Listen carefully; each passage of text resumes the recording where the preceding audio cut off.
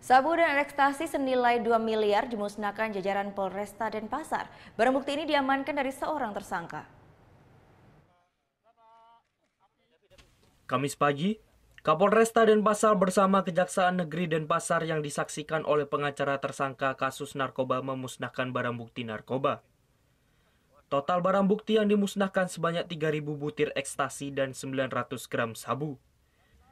Sementara sisanya sebanyak 132 butir ekstasi dan 143 gram sabu dikirim ke Kejari Denpasar untuk barang bukti persidangan.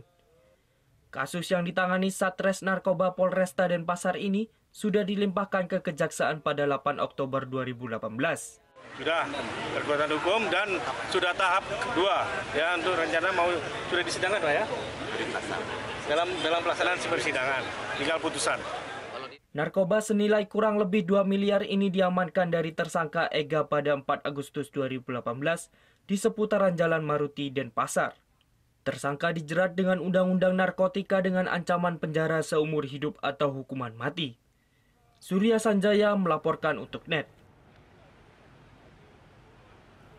Oh yang beneran? Iya, oke.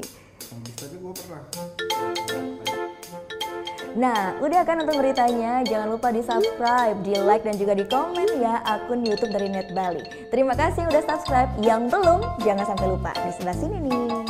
Tetap subscribe.